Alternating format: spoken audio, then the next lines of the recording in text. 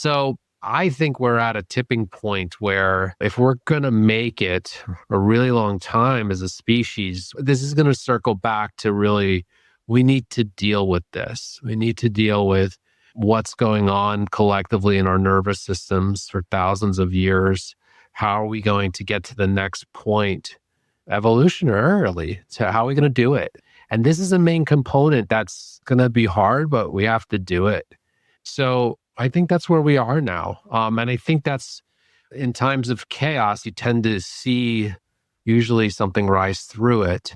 And now we're seeing a lot of understanding of suffering in a new way right now. Welcome to the Too Curious MD podcast. I'm Dr. Ali Ahmed. And I'm Dr. Soraya Arfan. With the wisdom from holistic, alternative, and these conventional medicine, we are here to challenge the status quo. We're curious about the connectivity and complexity between diverse fields of knowledge as they relate to consciousness, chronic illness, mental health, resilience, and beyond. Learning more about the art and science of healing, or listening to stories of extraordinary healing. You're in the right place. Let's dive in. Hello. Today we are excited to have Keith Kurlander here, who is a pioneer, and I would say a pioneer in both education and training. He is a pioneering voice in the evolution of mental health care. He has been known for weaving together all the sciences, and I would say trauma-informed care and deeper dimensions of human consciousness, integrative medicine in terms of integrative psychiatry, and specifically for psychedelic-assisted therapy training, as well as for ketamine-assisted therapy training, and so much more. And he is the co-founder of Integrative Psychiatry Institute training program and platform that I'm very familiar with and really respect. And he's also co-founder of the Integrative Psychiatry Center in Colorado. He has over 2 decades of experience as a licensed professional counselor, an entrepreneur, and an educator, and has committed his life work to supporting clinicians and patients to move beyond just symptom management to really what I know you describe as thriving patients. It's not just about healing, it's about thriving. His passion stems from his own lived experience in complex trauma, history of bipolar, spiritual awakening, and his dedication to exploring what we call the root cause of suffering with that integrative lens. So without further ado, I'd really like to welcome you to our podcast today. We are so excited to have you and have a ton of questions. So do you feel ready to begin or take a deep dive in? Thank you. That was quite an intro. So let's see if I could live up to it. But it's great to be here. Thanks for having me. Thank you. And thank you for making time for this very important conversation, which I believe really helps patients and helps people in this field to really learn about this process. And I would really like to start with really learning a little bit more about you, your personal healing journey, and really what shaped you into this professional path that you are now such a leader in. Well, I'll tell the shorter version of this story. It really started for me at age 19. I was at University of Massachusetts, Amherst, and I was a very shy, introverted guy. I knew I was struggling, but didn't know to the degree that I was struggling. And then one night I had done psilocybin mushrooms with some friends, and I went back to my dorm room, and I was in a high rise on 19 stories up, alone in my room. And I started to get really flooded by some very powerful, very dark emotional material that I didn't understand, but I was having a process of recognizing how I felt like I have always felt this way.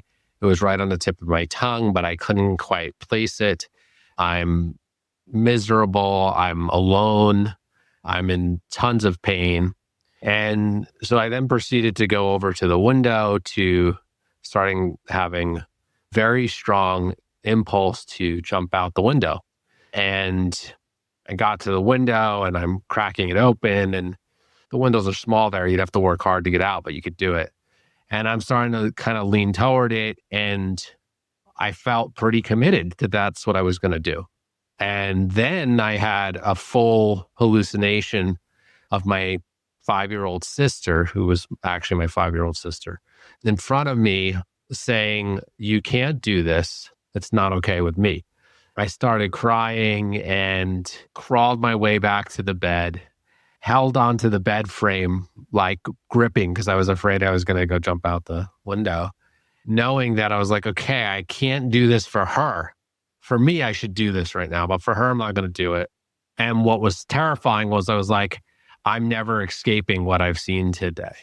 I was like, I now have to deal with this thing that's been bugging me for a while and has been bugging me significantly, but now I can't escape it. And now it's a drastic force in my life.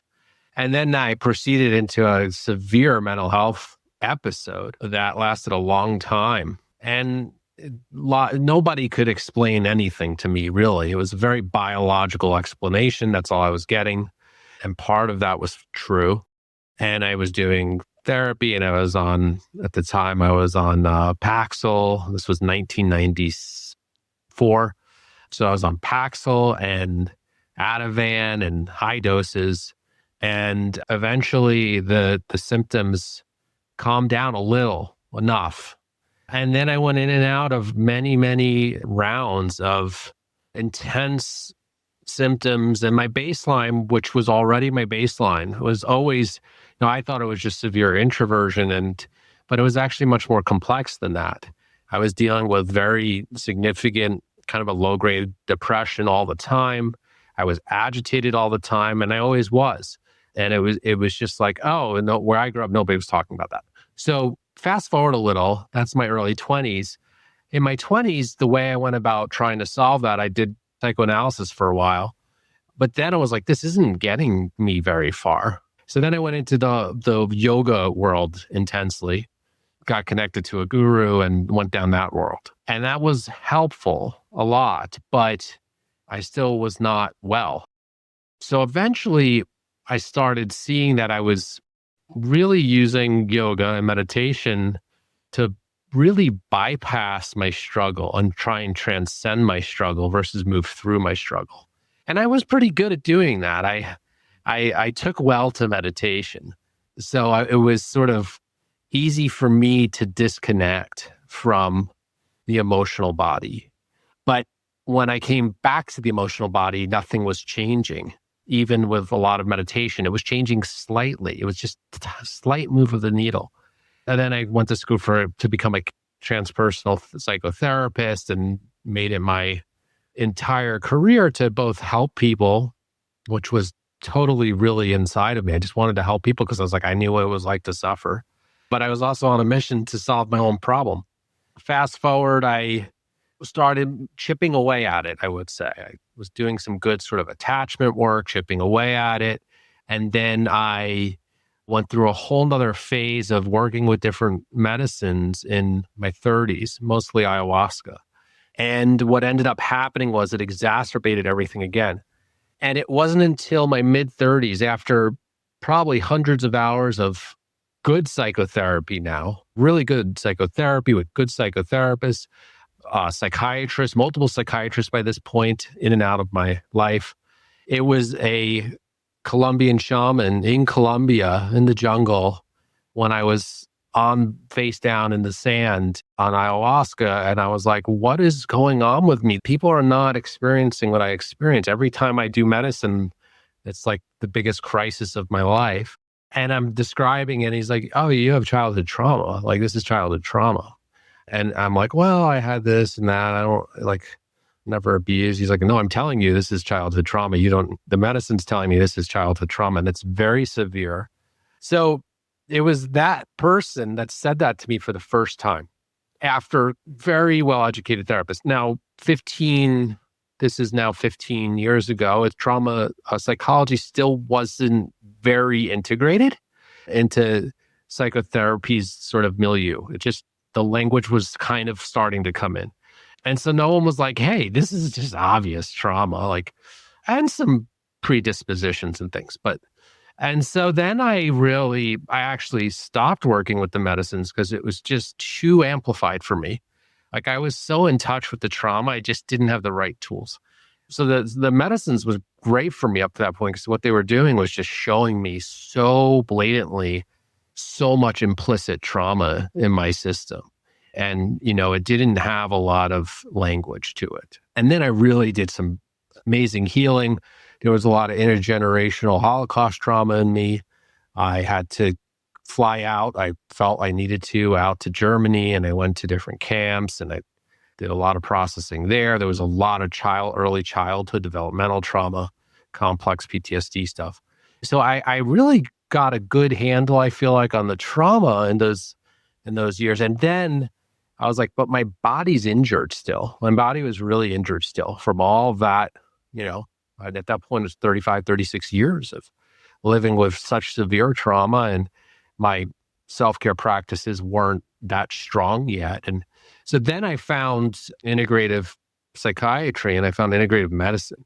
And then I started working on healing my body and the injuries to it, which then I also was starting to heal my brain in a new way, because my brain was also injured to some degree, I would say, relatively speaking. And then I got better. I mean, I'm pretty well at this point. Like I'm co-founded this institute.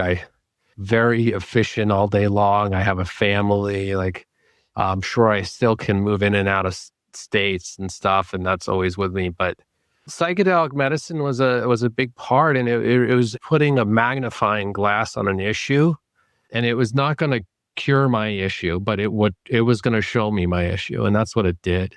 And so now here I am today, and I'll stop there. Oh, wow.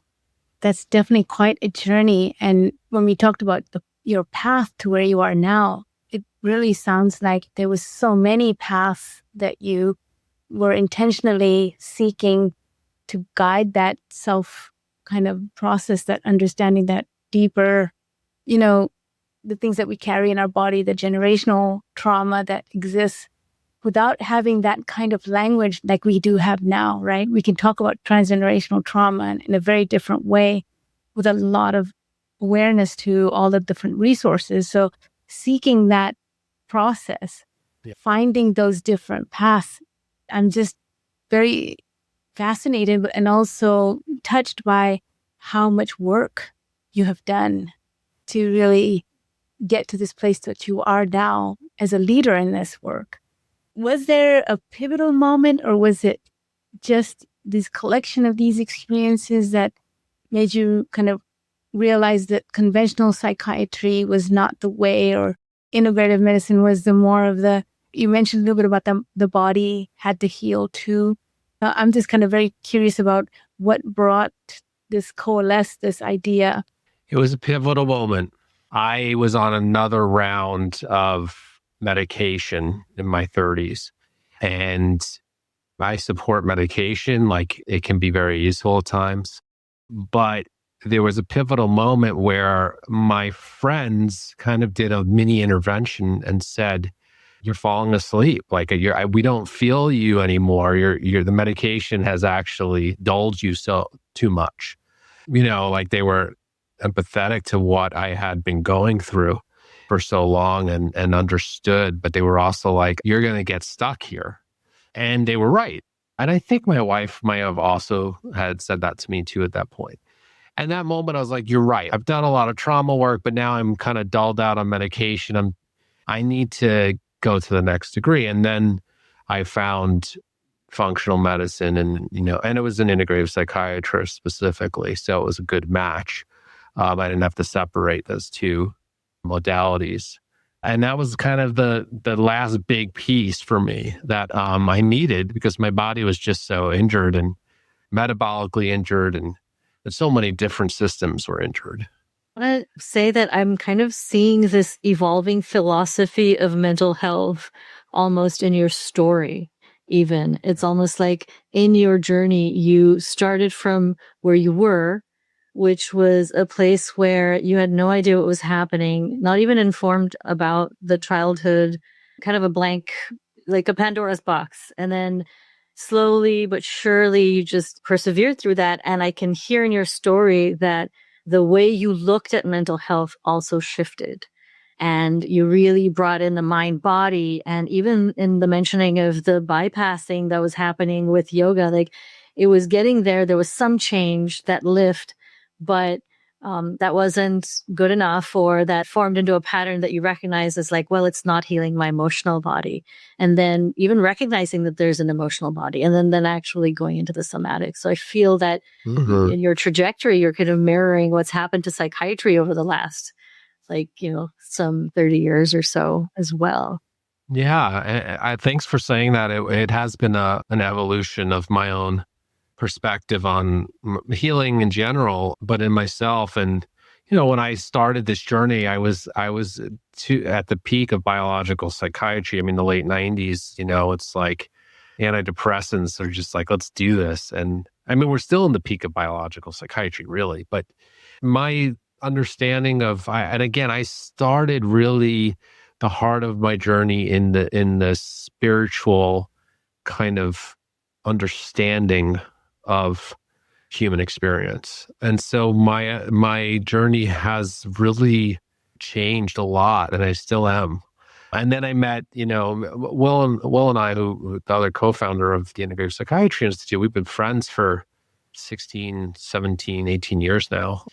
And so we just sort of came together at some point and we were like, we need to go do this education. We both know about this and we need to go do this together because the system is not up to speed. They're out of date of just the understanding of a human person. It got too reductionistic, where some great discoveries happened, which happens when you get reductionistic, but then we couldn't zoom back out. So that's where we are today. I'm also very curious about, again, that partnership that you have with Will and the work that you do together and the conforming of those ideas and the formation of the Institute.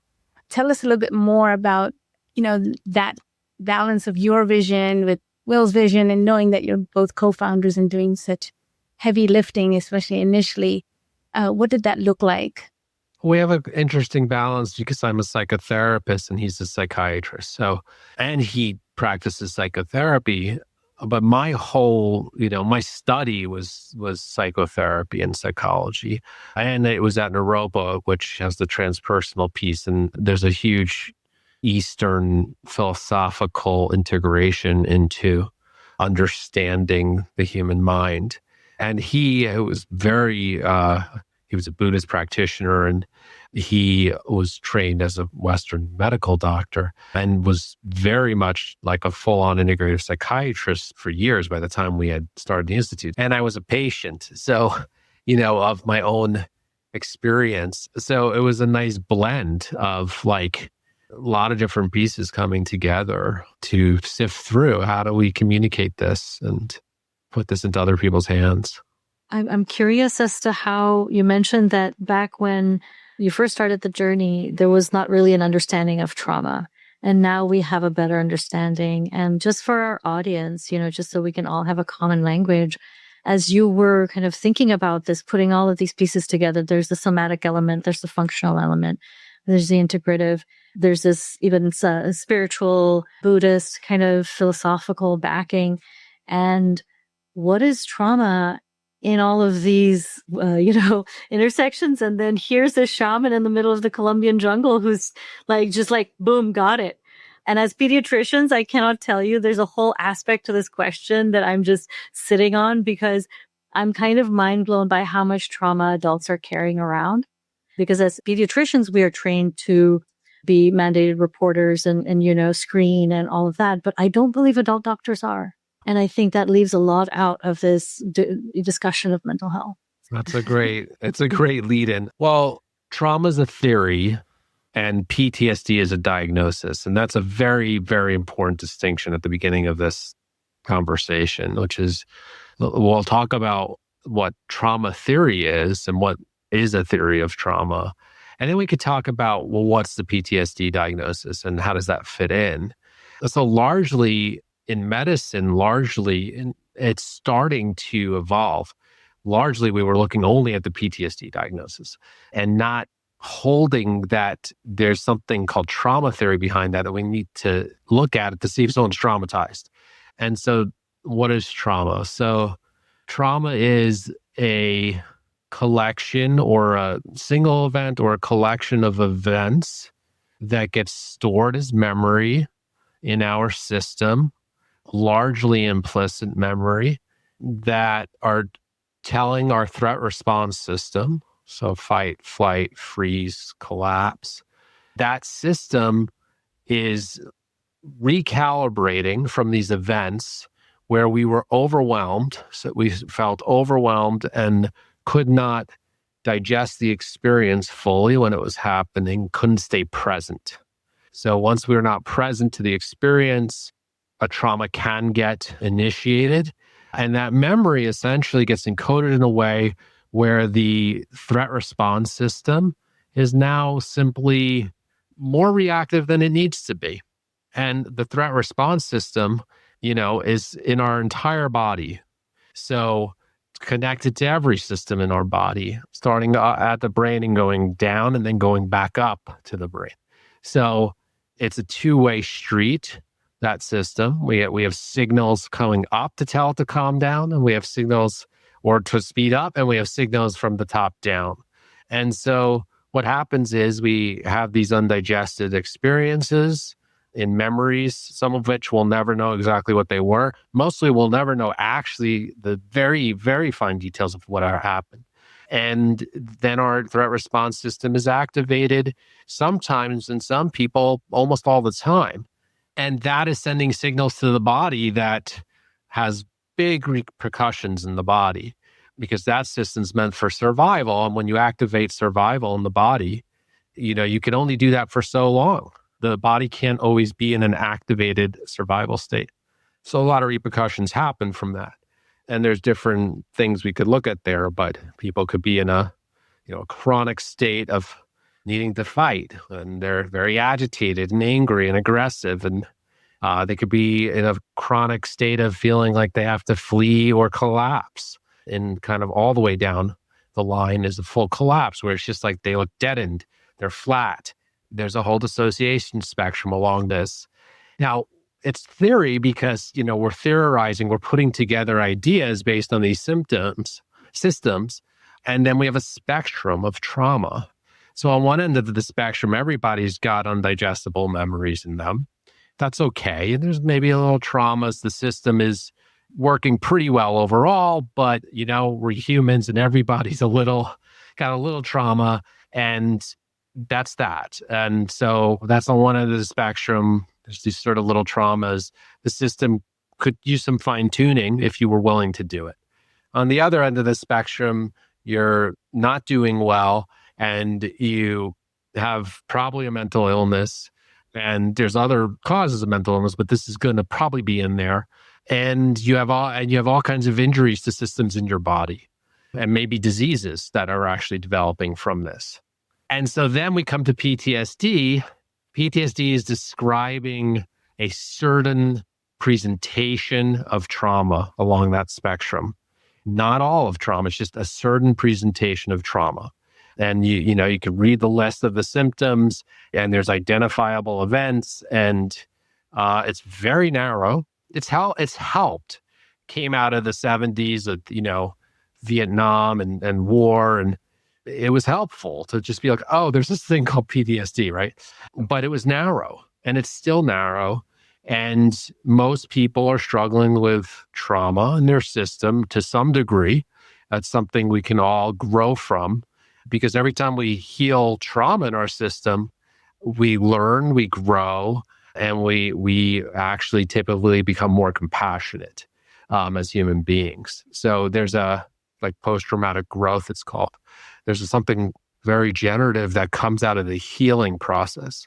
Not that we would wish trauma on anyone or events that cause that, but I'm there. But so that, I would say that is a central theme, I think, in most people suffering is trauma. And I think in spiritual traditions, we've talked about this in different ways from the traditions I've studied.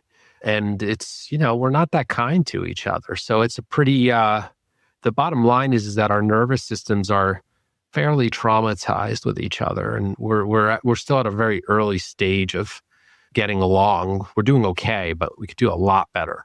Evolutionarily speaking, yes. Well, we definitely could do a lot better. And having this conversation really gives light to that indication of what we can do better.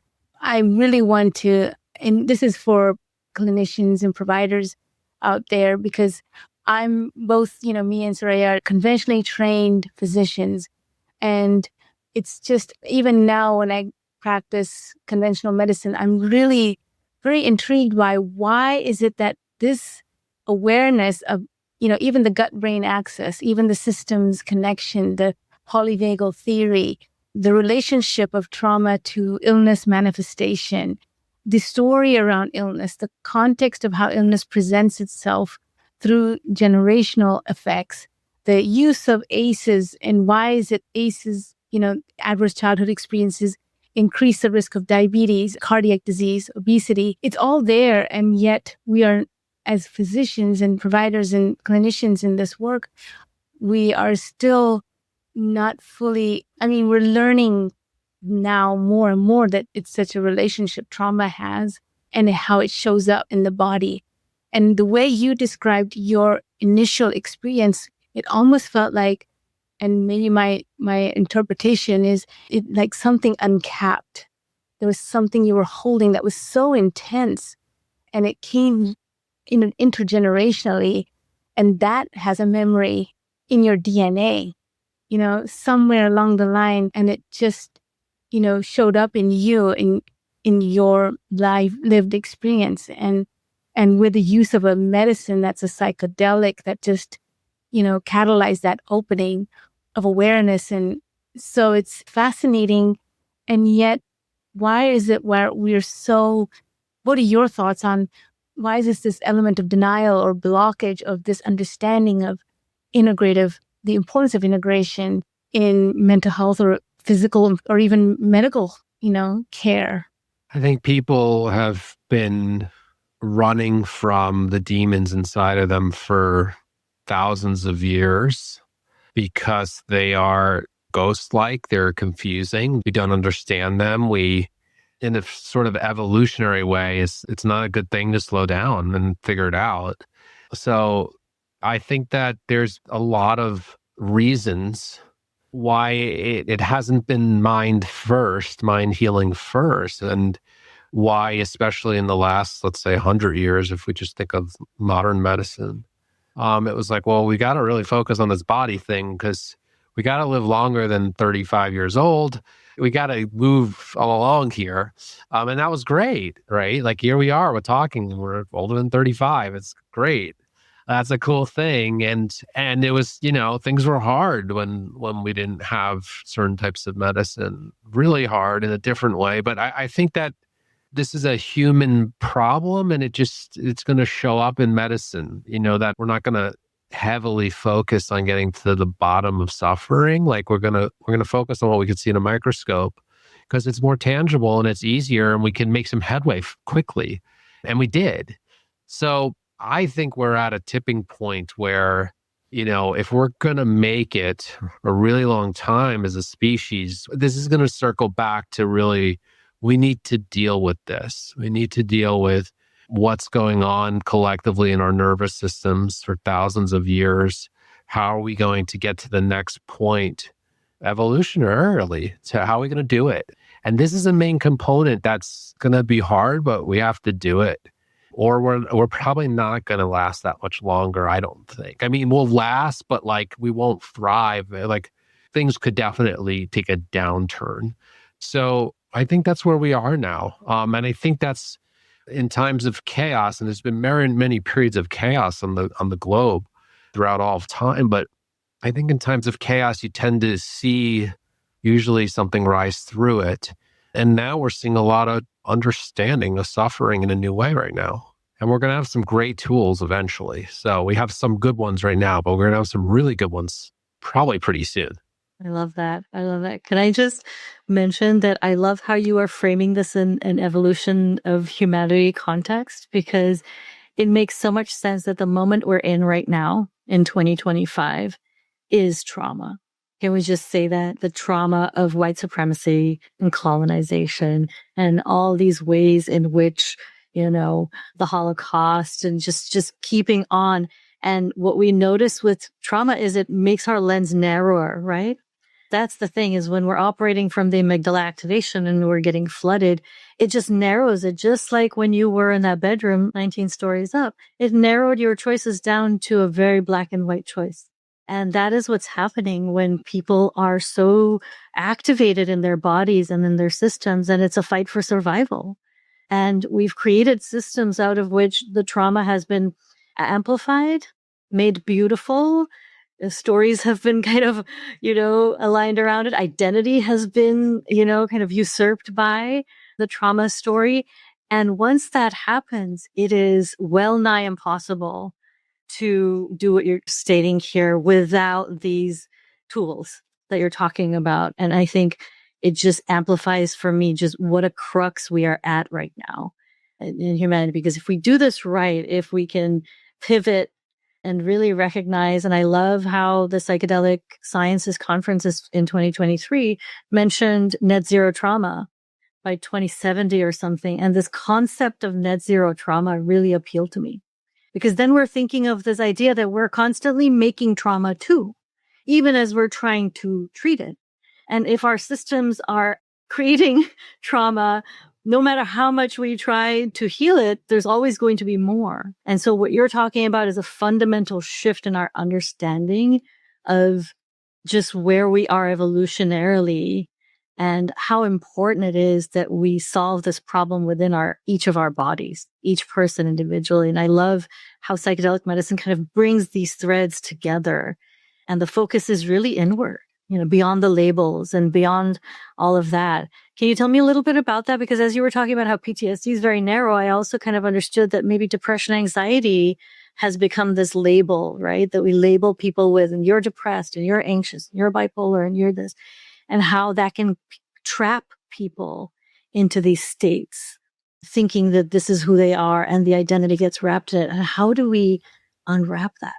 Well, the good news, I think, is how do we unwrap it? The good news is that knowledge is going to be completely free. It almost is already, but like everyone will have any knowledge they want in their pocket. And it's basically there, but within another few years, it's going to be so good with AI. And once knowledge becomes free, that's how we unwrap it, is you need to get informed. And so that's the positive side of what's happening right now. You can inform yourself, and people will start doing that more and more. Younger generations, they're going to get influenced heavily, but they're also going to ask good questions in objective resources in AI. And so you've got two things going on right now that I think we have a chance here to actually unravel some things through self-education. And that's an interesting thing. We've never really had this type of self-education. You've always been very influenced by your teachers, and hopefully you had good teachers, but there's so much subjectivity there.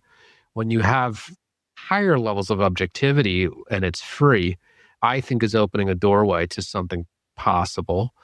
I think psychedelics are one of the better tools we have right now for disrupting a person's matrix and seeing something else, and potentially healing trauma and other things. But I think psychedelics are one of the better tools we have for a disruption, not a long-term treatment plan, a disruption. And it's still a crude tool. I mean, from my story, it's a crude tool, but it's one of our better tools we've got.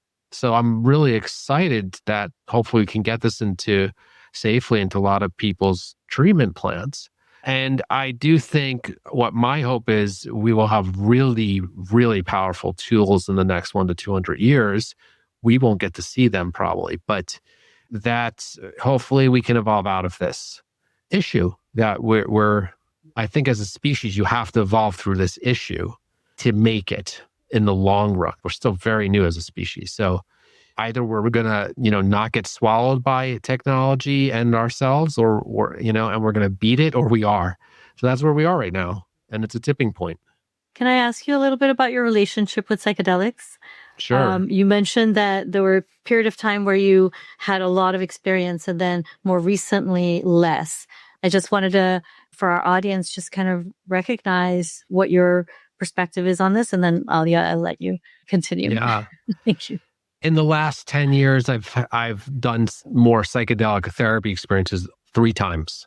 in 10 years. The prior 10 years, 40 times ceremonial experiences.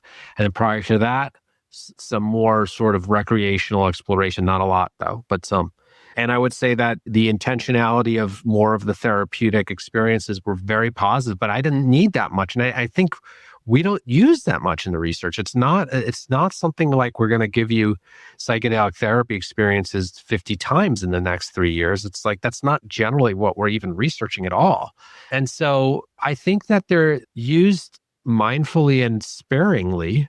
I mean, there are other uses that are possible, but they can be very positive. And they were for me. I had a deeply healing ketamine therapy experience where it was very powerful for myself. I really connected with my Jewish lineage. And it was a time where it was like, I felt the lineage saying to me, you've carried this for us. You've looked at it. Thank you. And you can now move on. It's like, you can let that go now. And that was a very powerful healing experience for me. And prior to these experiences, as I said earlier, they were all very, very challenging and painful experiences.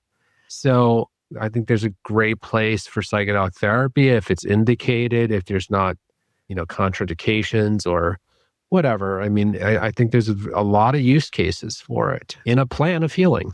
It's a stepping stone. But again, it's one of the most powerful ones we have at the moment.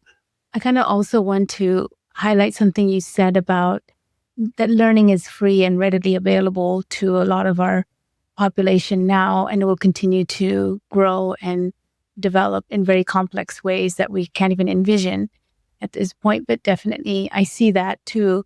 And I agree with that. I agree that we will be challenged as clinicians, right?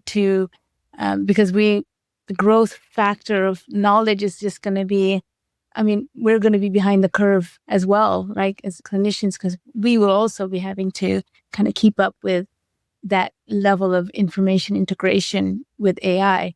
In terms of what you have seen in terms of training and as a clinician and as a person who's been doing psychedelic treatments and therapy and a leader in the field, the role of ethics and the role of making those decisions is still in the clinician's hand, right? About, is this the right form of treatment? And are you ready for something like this? And making those determinations, assisting with that guidance. I still see that will be important. And the ethics of caring, what has been your experience to date on the ethics of caring for patients who enter into and have done and have been challenged by the system as you were and seeking their own healing? I think it's a great point. The burden of choice is on the provider. And also, it's not a heavy burden. It's something that's important. And even with AI, first of all, in generative AI, this software matrix isn't going yet to be able to understand who's sitting in front of us in the way we can, and at least in generative AI. So this is definitely still important that there's a human provider that is feeling and seeing and experiencing a person to make these decisions. I think that's very important.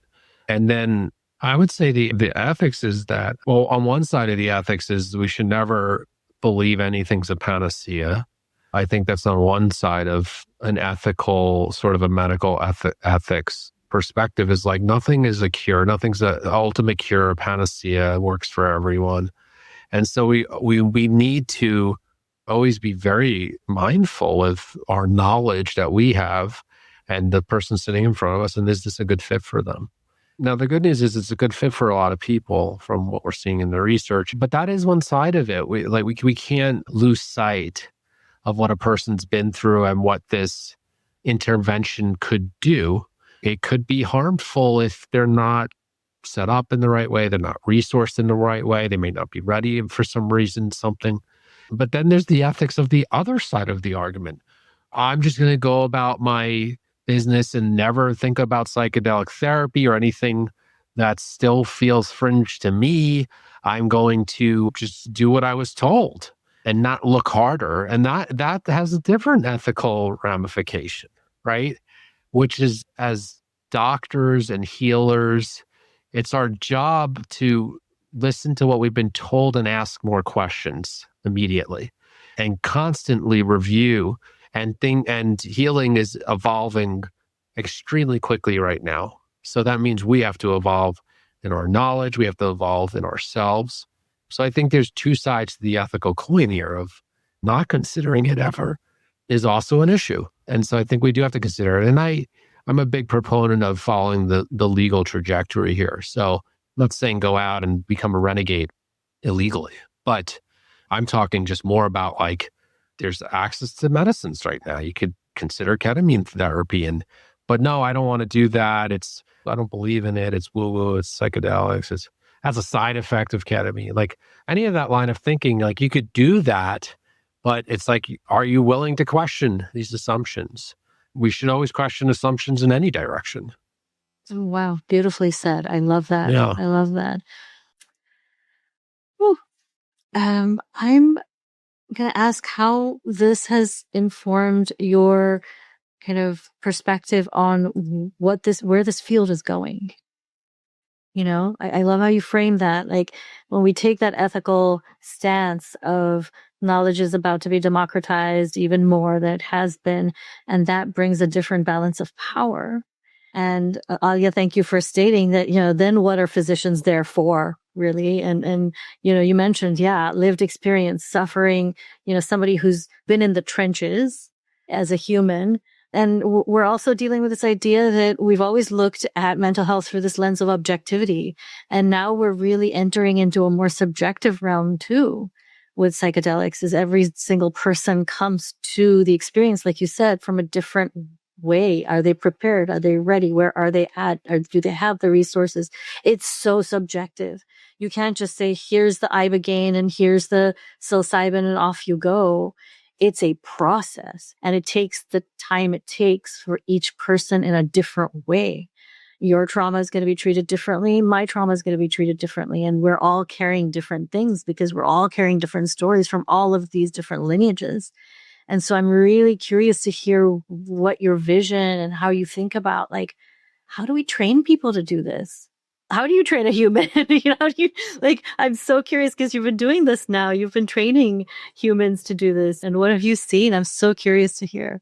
Yeah, well, we'll start with psychedelic therapy. So, I mean, from a training perspective, we've trained thousands of people and we were able to offer practicums where people could go experience it if they had certain indications and qualified and also, be on the other side and be the provider. And I think that is important.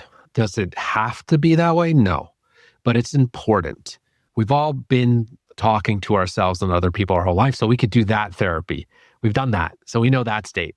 But most people have not been under a psychedelic. And so it's sort of like, okay, now you're going to go work with someone that is under that, but you've never experienced that. It's a new language. So it would almost be like, I speak English, you speak Spanish.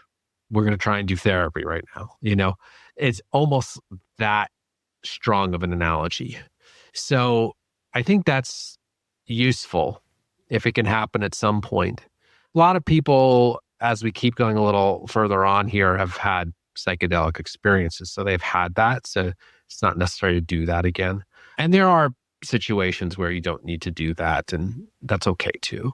Yeah, and then I think there's just got to be a lot of great training around ethics of psychedelic therapy. It's not talk therapy. It's not ordinary consciousness therapy. So there's a lot that goes into that to consider about everything from the preparation to dosing to integration. But I think us and other training institutes have a pretty good handle on, okay, like this is a good solid training foundation and there's different ways to do this, and to kind of say, well, where's the field headed? I think we're going to have widespread availability of approved medicines soon. I think we're almost there. I would say that by 2030, we're going to have medicines. And by 2040, your neighbor is probably going to have done psychedelic therapy. And it's going to spread very quickly. And I see it. I come from a very conventional, like I grew up in a very conventional place in New Jersey. And like everyone around there is like, oh my gosh, you know about psychedelic therapy? Like I want, like they're interested. There's a lot of intrigue all across the country. And we're seeing such interesting things happen right now in the current administration around psychedelic therapy that there's actually interest. So there's something that's transcending party lines here, which is, I think, appropriate, that healing transcends party lines, but it is. And it's interesting that it is not what I would, if you would have asked me that 10 years ago, I would have been like, I doubt the Republican Party will be interested in this. That's what I would have said 10 years ago. So there's very interesting thing happening right now. So I think we're going to see, again, it's not like that's the only type of therapy, or it should never be that. But I do think we're going to have a lot of access not that far away. And hopefully it makes a small dent into what we're dealing with. We need more, though. Could be a stepping stone. And then when we have better technology, we need something pretty radical, I think, which could be our lifetimes. I want to express some gratitude for that intervening 10 years in which so many people have worked so hard to get that bipartisan support. Mm-hmm. We're here because of a lot of activism and a lot of good science and research. And I really respect the people like yourself and others who have held this, responsibility. Yeah, it's incredible. And I mean, there's so many players, but obviously MAPS and John Hopkins, there's a lot of players, but there's been amazing work done. And here we are, and we're close. We're really close to a big move here. And I want to also mention that I taught a course in one of your IPI fellowship classes on narrative medicine and ethics of care. And one of the things that came up as I was preparing for that talk and that lecture was the amount of appreciation of story of people's lives that is so unique that each person carries, and what are the ways that we can really bring in that creative element in the healing space. Because when we have creativity, we have an openness to discovery, to really explore. However AI builds into that, it's such an important part of the healing process, and the use of narrative arts really, to me, goes back to the way we used to heal, right? Which is the art of medicine, was just sitting with patients and really learning about them, that relationship.